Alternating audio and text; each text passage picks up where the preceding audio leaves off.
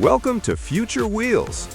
Today, we're talking about something many families have been waiting for, the hybrid version of one of America's favorite three-row SUVs. Yes, the Kia Telluride has officially gone hybrid for 2027.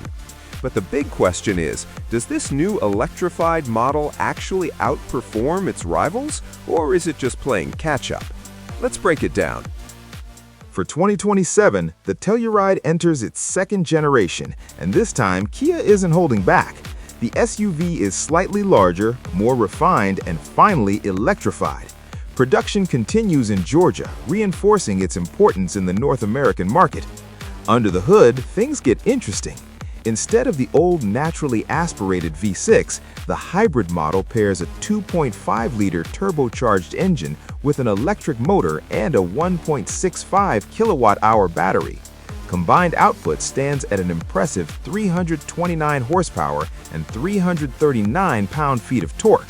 That's not just efficient, that's genuinely strong performance for a three-row family SUV.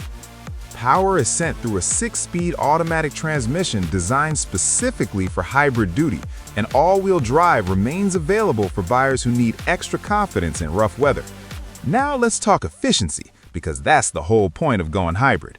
The Telluride Hybrid delivers around 35 miles per gallon combined, with a total driving range approaching 637 miles.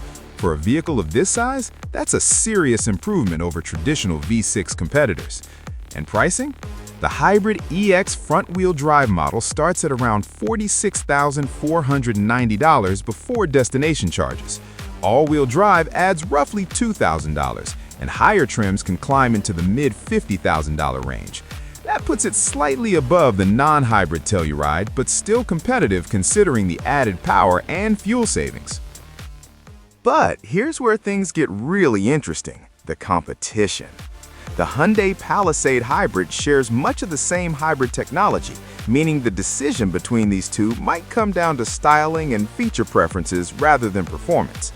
Then there's the Mazda CX-90 PHEV, which offers similar horsepower but adds plug-in capability and short electric-only driving.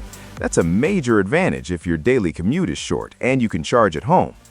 The Toyota Grand Highlander Hybrid focuses more heavily on fuel economy in its standard version, but doesn't quite match the Telluride's power unless you step up to the more expensive Hybrid Max variant.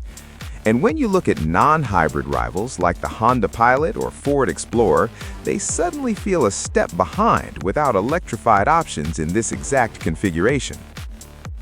Inside, the Telluride Hybrid continues to focus on comfort and practicality. Expect generous space across all three rows, a modern digital interface, and the kind of tech features Kia has become known for, from advanced driver assistance systems to premium materials in higher trims. Towing capacity remains solid at around 4,500 pounds, meaning it's still road trip ready. So what's the final verdict? The 2027 Kia Telluride Hybrid doesn't reinvent the segment, but it perfects what families already loved about the Telluride and adds meaningful efficiency without sacrificing performance. It hits that sweet spot between power, fuel economy, space, and price. If you're shopping for a three-row SUV and want better mileage without going fully electric, this might be one of the most well-balanced options on the market right now. Thanks for riding with Future Wheels. If you enjoyed this breakdown, hit like, subscribe for more in-depth car analysis, and tell me in the comments, would you pick the Telluride Hybrid, the Mazda plug-in, or the Toyota Grand Highlander? See you in the next one.